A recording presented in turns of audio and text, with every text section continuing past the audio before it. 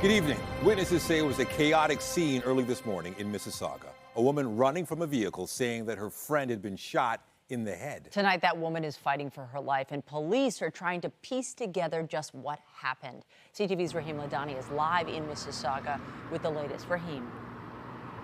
Michelle and Nathan, good evening. Peel police tell me that the 33-year-old Mississauga woman who was shot multiple times remains in life-threatening condition, and the suspects have still not been caught. It was just before 4 in the morning when this black Lamborghini SUV came to a sudden stop on South Sheridan Way at the intersection of Mississauga Road. A witness says a woman jumped out of the passenger side door and ran up to him. Some woman is just running crying, asking for help. This man was working construction and says the woman told him that her friend had been shot in the head. She was hysterical and everything, and she kept on running on the phone, calling 911, asking for help and assistance, and called the officer that was off duty, that was where our job site was, and asked to go check on the person that got shot in the head. Police confirm a 33-year-old woman was shot several times, and she was taken to hospital in life-threatening condition where she is undergoing multiple surgeries. The victim was located by police inside the driver's seat of the vehicle. We understand that there were three people inside the vehicle, and only the one victim was injured as a result of the shooting. However, this isn't where the shooting actually occurred. About 2 kilometers north is a residential neighborhood on Mississauga Road near Dalton Drive. And this is where police believe the woman was shot, but aren't saying if she was in the vehicle at the time. Police say multiple suspects took off in a different vehicle, but haven't released any descriptions. The suspects had already fled prior to police arrival. It's unclear what the group was doing in the area, but pieces of pizza surrounded by police tape indicate there may have been a party. Police say the evidence suggests this was an isolated incident and there's no threat to public safety. Now, South Sheridan Way was closed for 8 hours throughout the day earlier today because of the police investigation. But as you can see behind me, it is now open to vehicle traffic in both directions. Reporting live, I'm Raheem Ladani. Nathan, I'll send it back to you. All right, thank you, Raheem. Also in Mississauga, 2 people are in hospital following a crash this afternoon. It happened shortly before 3 p.m. near North Service Road in Cawthra, just north of the QEW. Police say a dump truck collided with another vehicle in the area. Both drivers suffered non-life-threatening injuries. Police have not provided any details about the circumstances leading up to the crash. To Scarborough now, where students at Agincourt Collegiate returned to class one day after a shooting in the school's parking lot. They were greeted by a large and very visible police presence. CTV's Mike Walker is live at the school tonight with more. Mike. Well, Michelle, Nathan, some students we spoke with today describe Agincourt Collegiate as a safe school, but they are still shaken by this targeted shooting. That visible police presence today included increased patrols here at the school and surrounding neighborhood. This as investigators continue to search for the suspect. A heightened police presence outside Agincourt Collegiate, a day after a grade 12 student was grazed in the head by a bullet. The shooting still fresh in the minds of students as they return to class. I'm certainly unsettled about this entire situation because I did not expect something like this to happen at Agincourt. We just all got back to school, and first 2 weeks already shooting at our school. It's not very good to have. Police say the targeted shooting happened just before noon yesterday in one of the high school's parking lots. The 16-year-old victim was treated in hospital for minor injuries. I heard the shot go off. I thought it was a firework at first, so I didn't really think much of it. But then someone later came to me and it was like someone got shot in the head. Pretty frightening because I was in the cafeteria in the school and we were suddenly rushed into one of the science labs over there. The teenage suspect hasn't been arrested. Police say he should be considered armed and dangerous. These classmates of the victim are struggling to understand why he would have been targeted. He's not someone to be targeted. He's usually friendly with everyone. Focused on school. He's a very nice guy, yeah. Throughout the day, police were seen on school property and patrolling the neighborhood, which included the mounted unit over the lunch hour. Officers stopping to speak with shaken students. It makes us feel a little safer knowing that in case anything happens today, because he hasn't been caught yet. Very thankful that the student wasn't more seriously injured and that he will be okay. The Toronto District School Board says social workers are at the high school today providing support to students and staff who need it. We really just have to focus on making sure that students and staff know that they are indeed safe and that we have policies and procedures to back that up. Whether it be the relationship with police, doing lockdown drills. Reassurance on a day that some students describe as far from normal. I had no idea that anything like that would happen, especially at our school. I don't think we've ever experienced something like that before. It was really life-changing. The motive for the shooting still remains unclear. Investigators have said they believe the victim and suspect were known to one another. Investigators believe the suspect is either 17 or 18 years old. The TDSB says social workers will remain here at the high school as long as they are needed. Reporting live, I'm Mike Walker. Nathan, back to you. All right, thank you, Mike. The concerns over violence at school extend into the classroom as well. Just ahead, calls for the government to do more about educators being assaulted. What teachers say they're experiencing in moments. But first, a look at the forecast. Here's a live shot. A great evening to be outside. Still comfortable, but you will need a jacket later. Temperatures will go down tonight, but the warm-up returns tomorrow and the next few days. Jessica Smith is here with a look at the current conditions. Jessica. A fantastic day, right? We had a kind of a rocky start. We had a bit of a rainy weekend, a little cooler. Those winds were doing the most. Yesterday wasn't great, but we're holding on now to high pressure that really has settled in so nicely and isn't going anywhere over the next 5 to 7 days. So if you like the warmer weather as we settle into this kind of fall season, it is going to be fantastic. Still looking at a fairly southerly wind, quite moderate right now, so adding just that perfect breeze out there. Temperature-wise, we're still holding on in the low to mid-20s. A little bit of a humidex holding on, but not too much. Now, as we head in towards this evening, another seasonal night ahead of us, and then the heat is on as we head into the rest of the week. Your full forecast coming up right now. Back over to you, Michelle. Thank you, Jess. Still ahead tonight, a historic mission is underway in space. The first commercial civilian spacewalk is set to take place. We'll tell you who's involved and what they hope to achieve. Construction in the city can feel never-ending, but a coalition of municipal contractors says it doesn't have to be that way. The industry is now calling on City Hall to make changes they believe would speed up road work and other projects, which could in turn get traffic moving. CTV's Natalie Johnson has the details. In a city plagued by construction detours and delays that tie up traffic and congest the commute, the industry itself says a few simple changes to Toronto's procurement and policies could speed it all up. Construction is stuck in traffic just like everybody else. And what we really wanted to put forward is that there's some really practical, tangible, low-hanging fruit that the city can put forward right now. It's going to accelerate projects. It's going to reduce congestion for commuters and residents, and actually has the added benefit of reducing overall project costs. A coalition of municipal infrastructure contractors who represent 3/4 of the city's capital construction spend say the city ought to incentivize early project completion rather than just penalize delays and tender projects sooner to maximize the construction calendar. There are two seasons in Toronto. There's winter and there's a construction season. And if the city can put out bids earlier in the year, let's say in the winter months, then they can properly plan out for construction to begin in the spring and summer and avoid projects having to close up and carry on over into the next calendar year. The coalition also calling on City Hall to empower project managers to make the calls that can prevent delays when faced with an unforeseen challenge in the field. A project manager should be able to make the call on the spot and have the approval to sign off on those decisions. Right now, you get pushed into a bureaucratic spin cycle with something that has to be pushed across, a dozen different desks. And the result is longer construction periods, costly overruns, and the work not getting done. City Hall is set to consider a bigger picture plan to tackle gridlock in just a few weeks' time. The mayor's office telling CTV News, quote, Mayor Chow is working with City of Toronto staff to find the best solutions to help alleviate congestion.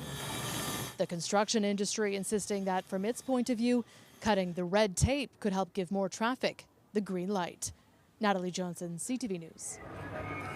An organization dedicated to ending hunger and poverty says food bank visits in this province have reached an all-time high. Feed Ontario reports food bank use has increased for 8 consecutive years.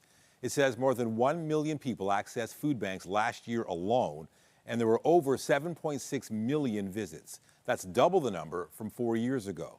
Feed Ontario blames the rapid increase on the cost of living, the erosion of social support programs, and a failure to invest in affordable housing. With school back in session, there are new concerns about the safety of those tasked with looking after Ontario's students. As CTV's Queen's Park Bureau Chief Siobhan Morris reports, there are calls for the government to do more before things get worse. That's not happening. It's a problem Monica Mello-Manson has seen get scarier over the last 8 years. I have been kicked, punched, spit on, pushed into objects, had objects such as pieces of furniture thrown at me, bit, and in recent years, I've even been lifted off the ground by my neck. The kind of violence educators are experiencing more often at school, something they're begging the government to address. Last year, 77% of public elementary teachers reported experiencing or witnessing violence. Mello-Manson used to be one of a team of 9. It's down to 2 people in the same type of class, and we're finding that across the board, where child and youth workers who used to be full-time at one school are now split between 2 schools. It means specialized staff get less one-on-one time with students. They would know the triggers. They would see the student becoming agitated. They would be able to intervene to get the child out of that situation, to take a body break, to calm them down.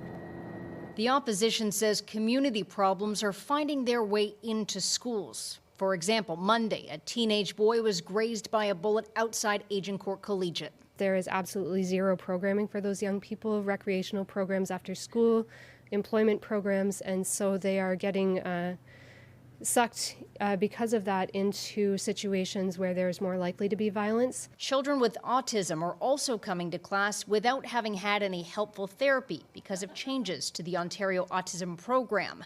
This group wants a centralized way to report incidents of violence, more training, and more qualified staff. It's building a system where those qualified professionals want to work in the system, can actually afford to work in the system because their health, their well-being is not being injured. The Minister of Education stresses the government has dramatically increased supports for mental health and student safety, and that funding will continue to grow.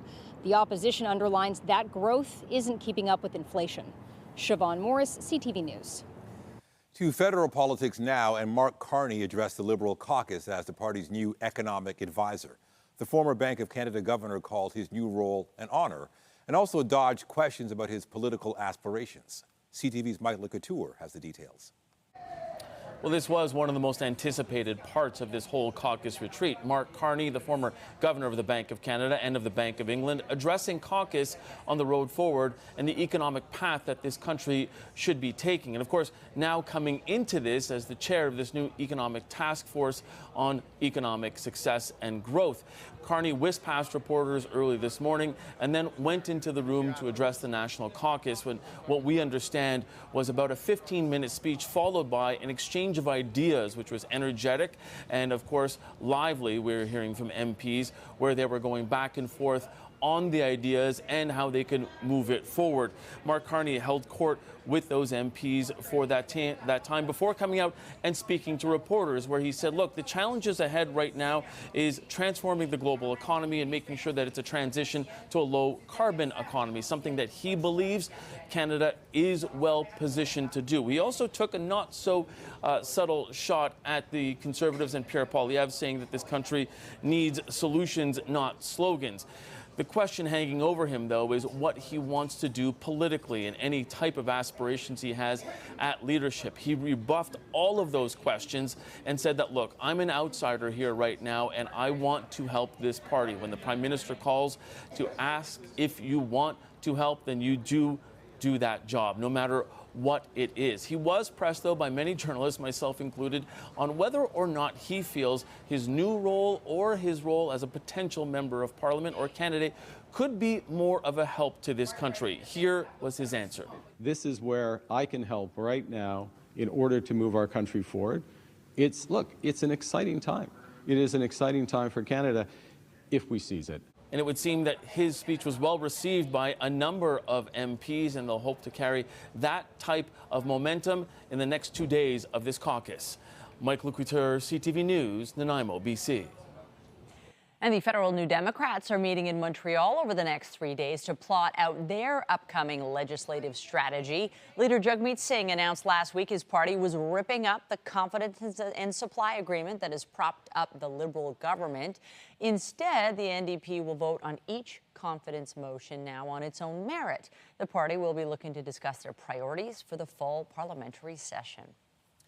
To the U.S., where a highly anticipated political showdown is set to begin in less than 3 hours from now. Tonight, Kamala Harris and Donald Trump will meet face-to-face, presenting dramatically different visions for America in their first and perhaps only presidential debate. CTV's Joy Malbin reports. The stage is set in Philadelphia for the two candidates to battle it out. After days of preparation, including watching past Donald Trump debates, Vice President Kamala Harris is expected to try to get under Trump's skin, especially on abortion and Trump's flip-flopping on women's reproductive rights. Harris says she's ready for anything that Trump can throw at her. There's no floor for him in terms of how low he will go. And we should be prepared for that. We should be prepared for the fact that he is not burdened by telling the truth. For Trump, this, his seventh presidential debate. He has thrown insults. Such a nasty woman. Trust fund repeatedly interrupted. The question, Why would you answer that question? The question is, radical left. Will you shut up, man? Listen, But under new rules, the microphones will be muted when it's not the other candidate's turn to speak, and no audience. It's time to turn the page on the divisiveness. We're run by stupid people. Trump's team is hoping he'll stick to the issues voters care about, like inflation and immigration. A former rival offering this advice. Donald Trump and J.D. Vance need to change the way they speak about women. You don't need to go and talk about intelligence or looks or anything else. Just focus on the policies. Both candidates are going after a slice of undecided voters in key swing states. And while Trump is well known, polls show voters want to know more about Harris before making their choice. Just for her to be her and for her to be honest and tell us what she's going to do for this country. Presidential debates can be game-changing, and this one will be consequential, especially in a race this tight. Tonight could be pivotal, and the stakes could not be higher. Joy Malbin, CTV News, Washington.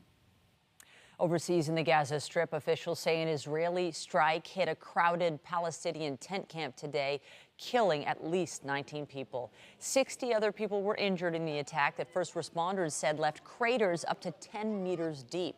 It was among the deadliest strikes yet in Mawasi, a collection of crowded tent camps along the Gaza coast. Israel designated it as a humanitarian zone for hundreds of thousands of civilians to seek shelter from the war. The Israeli military said it used precise munitions today against a group of militants. It disputes the death toll. Ukraine fired more than 140 drones at Russia today, including strikes on the Moscow region. One person was killed, 3 others injured, and dozens of homes were destroyed in the capital region, where the military said it downed at least 20 drones. 3 of Moscow's 4 airports were closed for more than 6 hours, and almost 50 flights were diverted. The Kremlin says drones were launched over 8 other regions. There was no immediate comment from Ukraine about the attacks. Meanwhile, the U.S. formally accused Iran of supplying short-range ballistic missiles to Russia for its war in Ukraine. Pope Francis officiated Mass for an estimated 600,000 people in East Timor today. That is nearly half the population. He delighted those in attendance staying at the site well after nightfall to tour around the field in the Pope Mobile.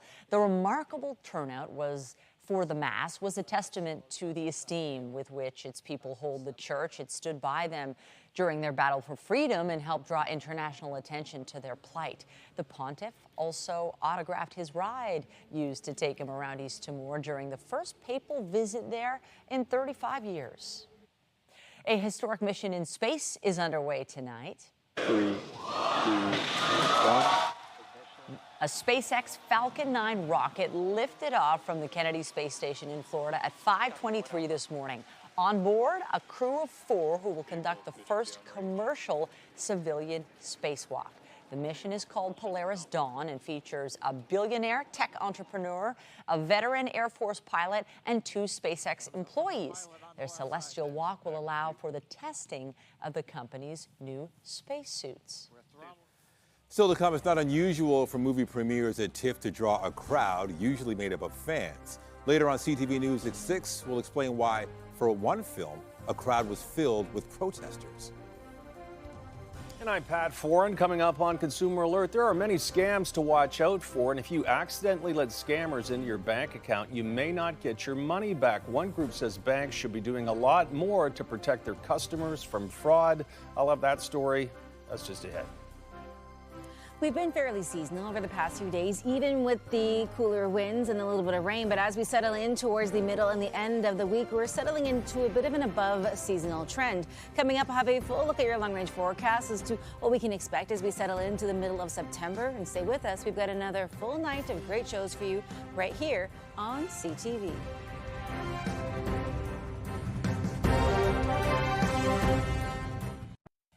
Canadians lost more than $6 million this year to the bank investigator scam, make that. And there are other ways criminals are getting into your bank account. A whole lot of ways. Scammers are sending fake texts, spoofing phone numbers, and hacking accounts. And if the bank finds you at fault, you will not get your money back. Here's Pat Foran and Consumer Alert. Pat. Thanks, Michelle and Nathan. In most cases years ago, if you had money stolen from your bank account, you would get it back. But now many banks are refusing refunds, saying scam customers should have known better. One group says banks need to do more to protect their clients. I received a phone call stating they were from the RBC fraud department. Melanie Gardner got caught in the bank investigator scam. She was told her account was in jeopardy and she needed to transfer funds to keep them safe. She was scammed out of $34,000. Every bit of money that I had is totally gone. Jody Lang got a similar phone call saying her account had been compromised. Scammers stole $50,000 from her. They were supposed to have fraud systems put in to protect us. In Lang and Gardner's case, both of their banks denied them refunds, saying they should have known better to get caught in a scam. And they haven't put in safeguards to prevent unusual transactions going through that system, and they always blame the customer. Duff Conacher with Democracy Watch says even if customers are hacked because they were at fault, banks should have systems that can shut down fraudulent activity. Usually very large amounts are taken out very quickly or charged to people's credit cards, and that's the bank's fault. CTV News reached out to Canada's Finance Minister, Chrystia Freeland. In a statement, her office said it has zero tolerance for fraud and scams, and that effective November 1st, 2024, all Canadians who feel they have been treated unfairly by their bank can access an impartial mediator to resolve their complaint. Conacher says to prevent fraud, banks should allow customers to set limits on withdrawals so they can be notified right away if money is being taken from their accounts. What's incredible is the banks have not put that kind of system in place for unusual transactions on bank accounts, and they could easily do it. Be cautious about any calls, texts, or emails trying to gain entry into your bank account. Gardner and Lang still want their money back. There's got to be more security. We put all our money in banks, and then banks can't even keep us protected. And if your bank account is hacked, you should contact the Ombudsman for Banking Services and Investments. If it feels the bank has acted unfairly, it can recommend the customer be refunded their money. On your side, I'm Pat Foran. If you have a consumer story idea, email us at alert@ctv.ca. Settle in, folks, because we are into a glorious September stretch of weather. It's really exciting. And today is sort of just a taste of it because it gets better as the days go on. Yeah, it really does feel like summer, which I know it is, but usually around this time of year, it feels more like fall. So it's great to have this warm weather to enjoy. We're kind of in this in-between. We had the meteorological start to the fall season, and then we have the astronomical. They're not just fun words to say, they mean different things. So the temperature trend usually changes around the beginning of the month, but we have that kind of more traditional change that happens around the 22nd or the 21st. So for us, the bigger change is going to be later on in the month, but we really are holding on to a fantastic forecast until the end of September. So if you have plans for the rest of the month outdoors, it's going to be nice. But we've really seen this kind of change as we've made our way throughout the day today. Some beautiful shots in the chopper early on today. These nice fluffy clouds, and really indicative of this kind of more stable air mass that we have settling in over the next couple of days. It is going to be really nice. My job becomes, I wouldn't say easier, but it's just a lot more fun to talk about nice weather. I can give you guys really good news. And it's a busy time. We have TIFF. We have all these kind of fall type of activities that are really starting to kick off. And It's going to be nice to get out and enjoy them. Northern Ontario actually holding on to a decent amount of heat. Through Red Lake, they're at 26, feeling like 32. But if I've ridden the jet streams where you see those deeper oranges, that's indicative of warmer air. For us, we have a little bit of it, but we see that really increase as we head into the next couple of days. Tonight, pretty seasonal. Some single-digit lows out there, which aren't too far off the norm for areas through Peterborough, Bancroft, and Parry Sound, but it is going to be comfortable and then a little warm over the next couple of days, especially overnight. Into the day tomorrow, in the middle of the week, this is where that kind of climb begins. We get up to 25, it'll feel like 27, and almost everybody in that mid-20 range feeling into the upper 20s, low 30s. There really isn't much going on in the way of active weather. High pressure just hanging out with us. High pressure hanging out for the next couple of days as we really settle in towards the middle and end of the month. Maybe some spotty showers through central Ontario, but really nothing that's going to cause any kind of major inconvenience. As we head through the rest of our evening, a few light clouds out there.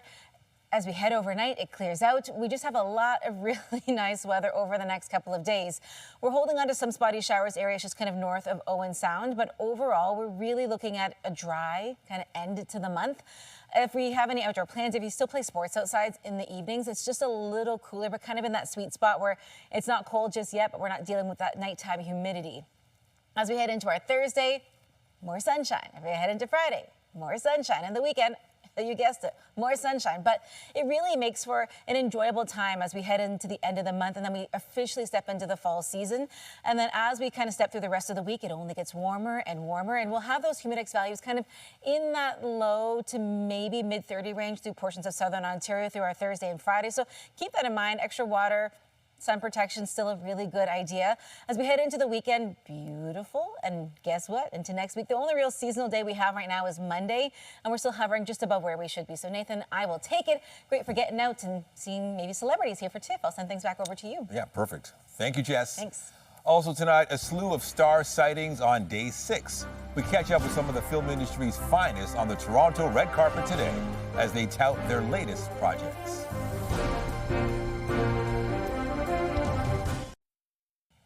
Peel's Children's Aid Society is marking World Suicide Prevention Day by highlighting the success of a new program and anticipating the building of a new center. CTV's health reporter Pauline Chan gives us a closer look. It's Simone Brady's first official day on the job at PLCAS's Trailblazers program. Yes, just being in care itself has a lot of stigma. I felt like I was just alienated, but that was a lot of internalization of my own feelings. And what I've come to learn over the years is that there is no normal. Now she brings her wisdom and sometimes her own experiences to help other youth in care. And CEO Mary Beth Molenkamp says they've seen a 186% increase in requests for counseling services in the past 5 years. We've seen an increase in challenges around mental health sort of post-pandemic. I don't think we've fully understood as a society the impact that that's had on our children and youth. There's critical times for children and youth in terms of building relationships, our education, even connecting to employment. But PLCAS is embarking on a new challenge, the first child welfare organization to lead the creation of a new Ontario Youth Hub. A youth hub is a place for children and youth aged 12 to 25 to access supports to mental health and addictions. It includes primary care, peer support, recreation and well-being programs. It's a one-stop shop for young people who may be reluctant to go to more formal institutions several times over. It's designed by young people for themselves, and Molenkamp says sometimes their interests may be surprising. Really surprised to hear that our youth are looking at creating their own businesses and looking at how they innovate and do things on their own. I think we were always taught we're going to work for somebody. They want to work for themselves. Brady says hearing youth speak for themselves is one of the joys of her job. Advocating for their needs is a big one for me, so hearing their feedback about the space, about programming, about things they'd like to see in the future. The Peel Region Youth Hub will be opening in 2025 in Brampton, but the final location is yet to be determined. In the meantime, programming will be offered through the Trailblazers Center here at Peel CAS. And if you are experiencing a crisis, you can reach out 24/7 to the Kids Help Phone at 1-800-668-6868 or Canada's new suicide crisis line at 988. Pauline Chan, CTV News.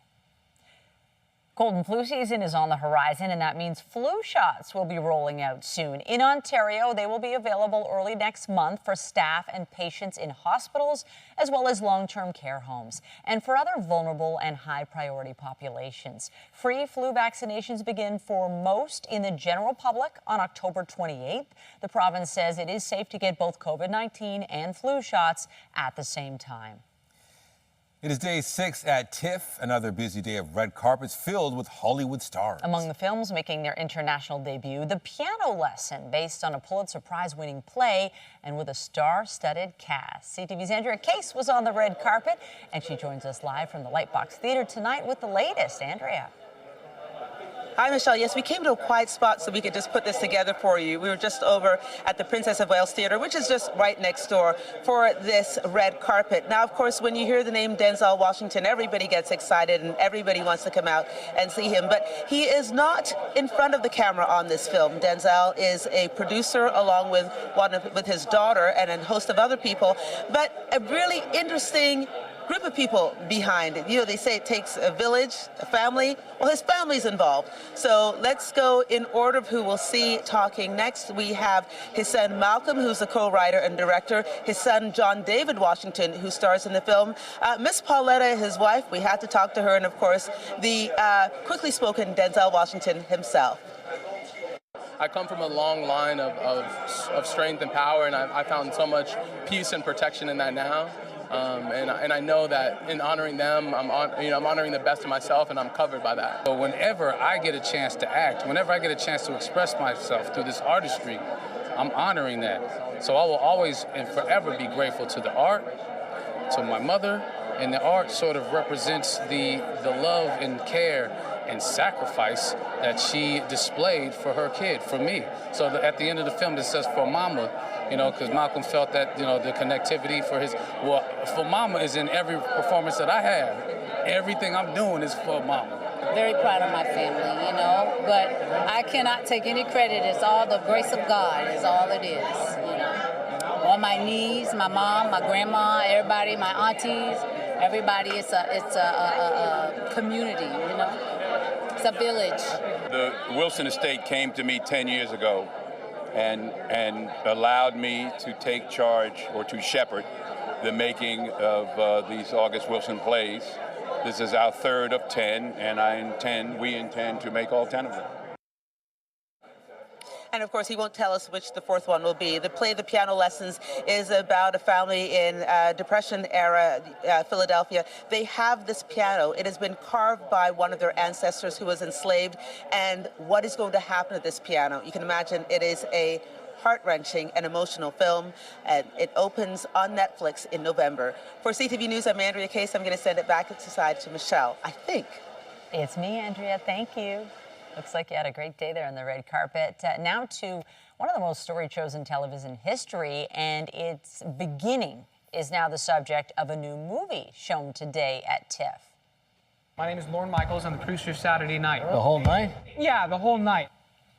Saturday Night captures the lead up to the first episode of Saturday Night Live back in 1975. The film, directed by Jason Reitman, portrays the chaotic days and weeks leading up to the premiere of the sketch comedy show, which would go on to make television history.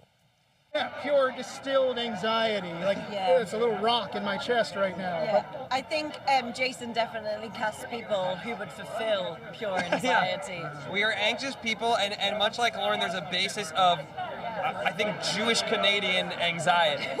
And that is something that we all felt welcomed into, but also that brought out chaos in the way that it did in 1975 and continues to 50 years later. The life and singer and producer Pharrell Williams is the subject of a new movie that had its international premiere at TIFF today. Piece by Piece tells the story of Williams' upbringing in Virginia, his first job at a record label, and his rise through the music industry. The film features the voices of Gwen Stefani, Kendrick Lamar, and Jay-Z, and is told through Lego. It just makes it universal. You know, if I am just literally, you know, a black man in America from a marginalized community, there are some people who want to see that and some people who don't. And I didn't want to tell a story that's like poverty porn, you know, that's like a usual Hollywood trope. And that's not what this is. This is not Hollywood, this is humanity. And I think Lego really helps to universalize the story so that it can be received by anyone that comes from a marginalized community. And a new film at TIFF drew a crowd today, not of fans, but of protesters outside the Scotiabank Theatre. The movie is called Russians at War, but protesters say it is Russian propaganda. CTV's John Woodward reports. Shame on TIFF! Shame on TIFF! The crowds gathering on Toronto's Richmond Street are here not to see a movie, but rail against it. For TIFF to platform voices of war criminals that commit war crimes daily and are killing my people, civilians, my brothers and sisters and my family, has been an insult. Many of these people draped in Ukrainian flags protesting the showing of the movie Russians at War at the Toronto International Film Festival, which proceeded despite written complaints from the Ukrainian Consul General. There wasn't any willingness to address our concerns. That's why we came here today, to say this is irresponsible and unacceptable.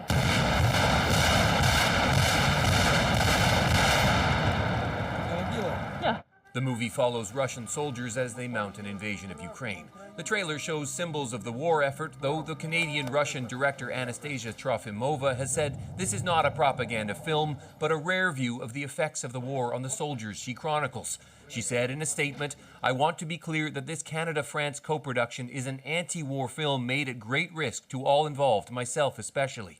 I unequivocally believe that Russia's invasion of Ukraine is unjustified, illegal, and acknowledge the validity of the International Criminal Court investigation of war crimes in Ukraine."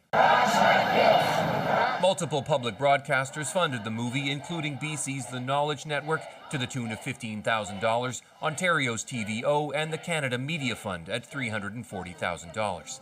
It's not right for Canadian public money to be supporting the screening and production of a film like this. Some of those here say the involvement of Canadian government money deserves its own investigation, looking into how much those agencies knew about the movie they were funding. The humanization in this moment is wrong, and the reason why is because they're killing Ukrainian families. And guess what? Canadians are paying for it. Believing there is more to this movie than just chronicling the horrors of war. John Woodward, CTV News. After the break, interest rates are down, but the GTA's housing market isn't budging. How long will the recovery take?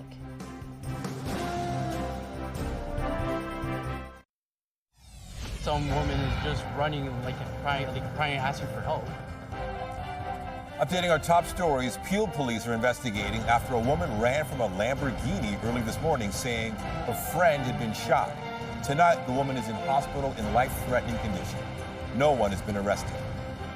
I'm certainly unsettled about this entire situation because I did not expect something like this to happen at Agincourt.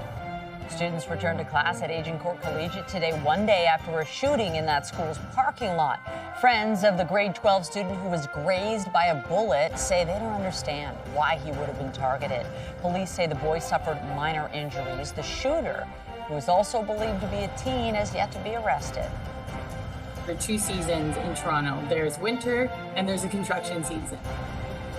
And a coalition of municipal infrastructure contractors say the city could speed up roadwork projects and get traffic moving faster by making some simple changes. Among them, putting out bids earlier in the year and empowering project managers to make calls that can prevent construction delays. Remember to keep up to date day and night at ctvnewstoronto.ca and by downloading the CTV News app. And if you ever have a news tip, photos, or video of breaking news, let us know. Oil prices tumbled today and futures markets are pointing to more weakness in the short term. Andrew Bell of B&M Bloomberg has the latest in business. Hello there. Brent oil futures, the global benchmark for crude, slid below $70 a barrel today for the first time since 2021. The slump in oil has been spurred by ample global supplies, concerns over demand, especially in China, and rampant speculative selling. West Texas Intermediate crude dropped below $66 to hit the lowest intraday price since May of last year. The weaker outlook is showing up in a dramatic shift in oil futures. Brent contracts have slipped towards a so-called contango structure, where oil for near-term delivery trades at a discount. And that's often a sign of a well-supplied market. The Canadian dollar changed hands at 73.52 US cents, down about a quarter of a cent. West Texas Intermediate oil traded at $65.75, down $2.96. Western Canadian Select oil, by our latest fix, was at $53.93, up 89 cents. And the TSX Composite ended at 23,003.09, down just over 24 points. That's the latest in business. I'm Andrew Bell of BNN Bloomberg. The Business Report is brought to you by Canadian Western Bank, the bank built for business. Many hoped interest rate cuts would inject some enthusiasm into a lagging real estate market here in the GTA. But as CTV's Beth McTennell reports, that doesn't seem to be the case, at least for now. When it comes to buying a home in Toronto, things are looking up.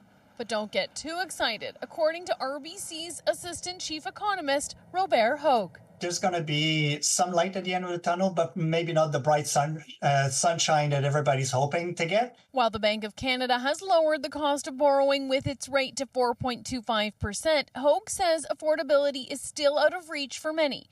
The average home price still over $1 million, with condos nearing $670,000.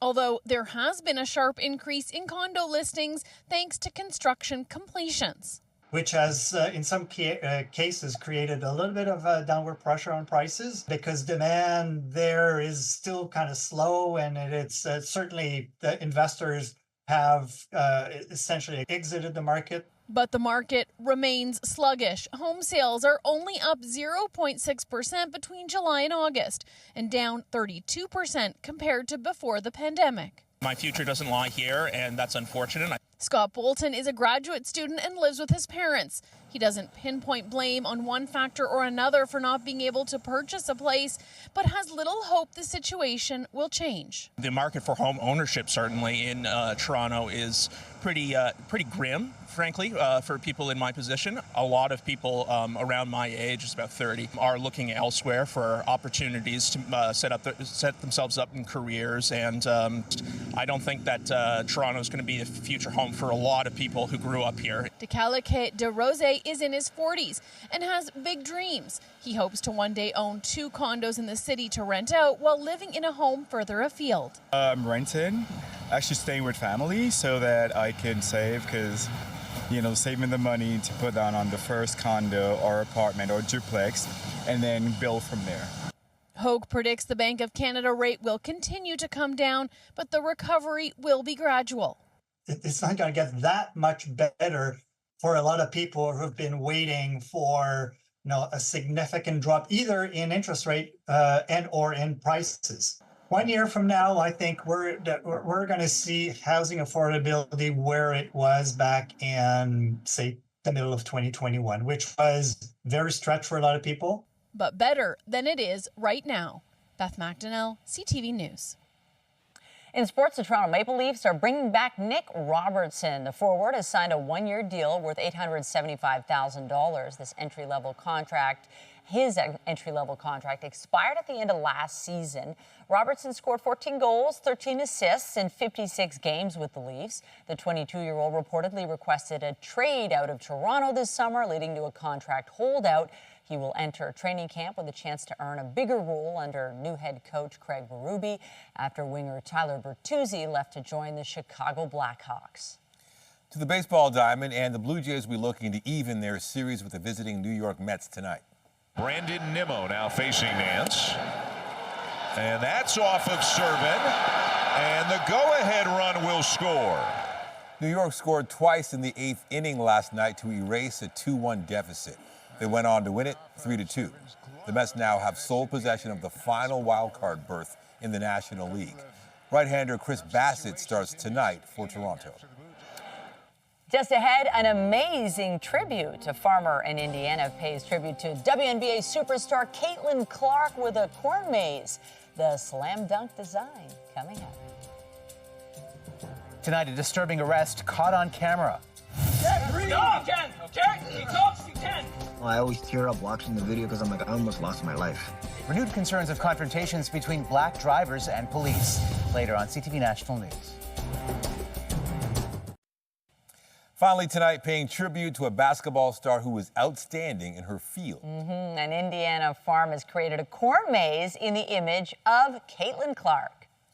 The County Line Orchard in Hobart says this was done to celebrate women's sports and honor the incredible achievements of the Indiana Fever first-year player. Portrayed in her jersey and holding a basketball, the maze says, "We love Caitlin Clark." She leads the team in points, assists, and steals, and will probably win the Rookie of the Year award in the WNBA. All this following a remarkable college career. And the WNBA playoffs start in a couple of weeks. Can't wait to watch. Listen, lots of exciting stuff. It's corn maze time, right? It's starting to be. It is. I do love me a good corn maze. It is going to be fantastic over the next couple of weeks. We really are settling into the start of the fall season in a beautiful way. I know this is the time of year where we're getting outside, we're getting the corn, we're getting the apples, we're doing all that fun kind of fall activity stuff. But the weather really does play a really big role in that becoming a thing. You know what? There's not much to talk about. It's just going to be beautiful, guys. That's it. Enjoy. Get outside. Short and sweet. Yep, we got nothing but sunshine in the days ahead. Thank you, Jess. That's it for us, but be sure to join Omar Sachedina tonight at 11 for CTV National News, followed by Zaraida Almond with your next local newscast at 11:30. In the meantime, our coverage continues anytime on CP24 and online at ctvnewstoronto.ca. For Jess Smith and the whole team here, thanks for watching and have a great night.